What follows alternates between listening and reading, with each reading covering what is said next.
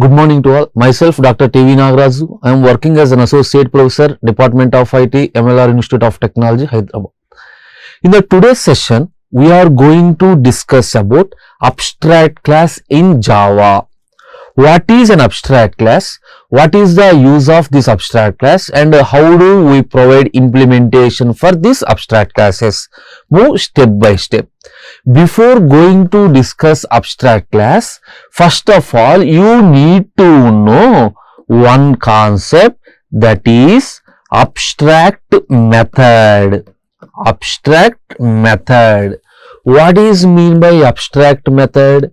A method without definition is called abstract method. Simply, in your program, we are writing a method with only declaration.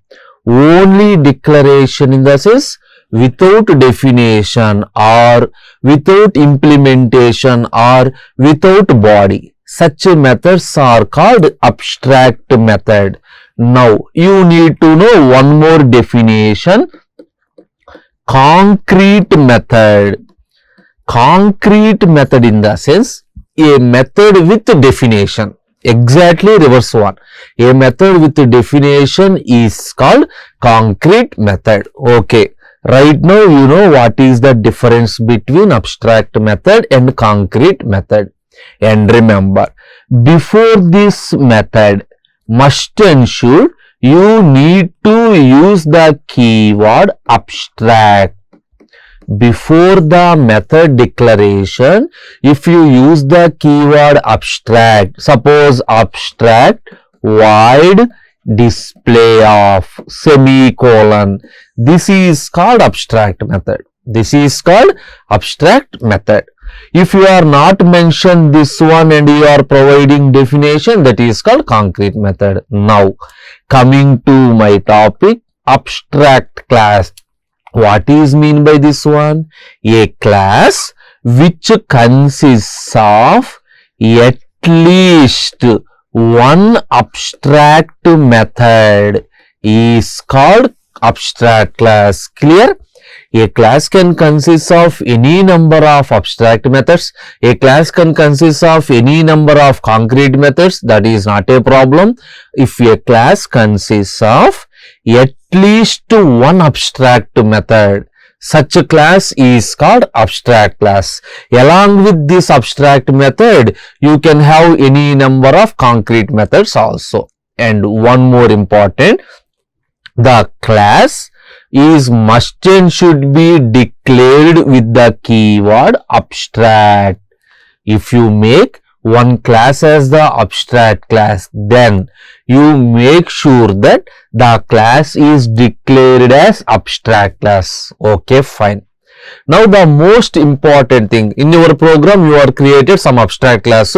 Before the class, I used the keyword abstract, and within the class, I have at least one abstract method. That is fine. Generally, how do we access the members of a class?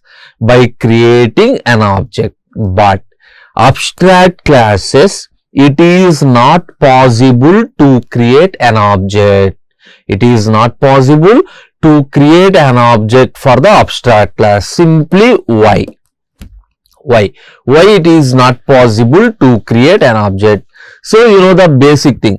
Whenever we are creating an object, some memory is allocated inside the heap area, and all the non-static members are stored inside the heap area.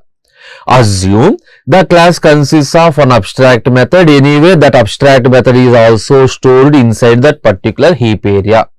By using that object, if I call the method, what happened? Nothing. Why? Because the method doesn't consist of any implementation.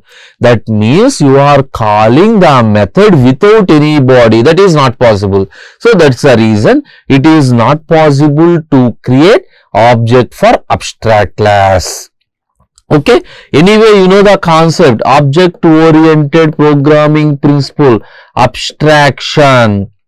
Abstraction. This abstraction is achieved by using abstract class.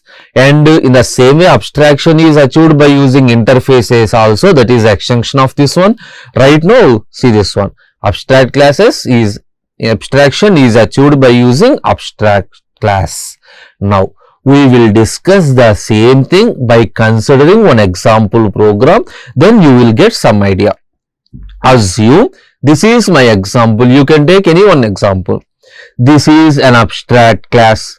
My class consists of assume two methods. First method is I assumed as abstract method. Second method is I assumed as some concrete method. Now, the most important thing is, I already said, if your program consists of an abstract class, it is not possible to create an object for the abstract class. Okay, then how do we access the members of that particular class? Compulsory, you need to create one implemented class, or also called as extended class. That class extends the abstract class, and within that class you need to provide the definition for the abstract method. You got the point? Simply inheritance. Whenever you are doing inheritance, the parent class members are available to child class. Now, anyway, if the parent abstract method is available to this class, here what you are doing? Provide the definition. That is the point. Now, we will discuss the same thing by considering an example program. Coming to some example.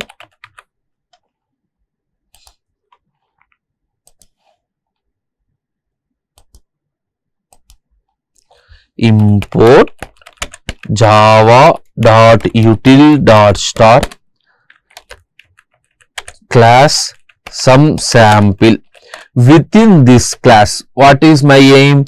Void m1. Assume this is an abstract method. Here ended with a semicolon. But remember, before the method, you must and should use the keyword abstract. Then automatically m1 method becomes abstract method. Now, along with this, I create one more method, void m2. Just one simple program, system.out.println. I am in m2 method, just for my understanding only. Now, what is m2? m2 is the method with a definition. So, this is called concrete method. Now, m1 is abstract method and close the class. Now, so as here m1 is an abstract method, automatically the class also an abstract class. You got the point? The class sample consists of an abstract method m1. That is the reason the class is also converted into abstract. Now, class some text. Compulsory, you need to inherit the abstract class. You need to inherit the abstract class within this abstract class, within this extended class. Provide the definition for the abstract method like this. Provide the definition for the abstract method like this. I am in m1 method. Close. And if you want, you can write your own methods also. That is not a problem. Now, class demo abstract public static void main string args. Now, for which one you are creating an object? This is an abstract class. Actually, I am not using any scanner. This is also required. This is an abstract class. Remember, it is not possible to create an object. Anyway, for your understanding, I will create some object and I will show you some error in your program. Okay, s dot m1 call this method, s dot m2 call this method, close. By executing this program, you are getting one error. Instantiation is not possible for this one. Anyway, I will show you the error. Now, save this program.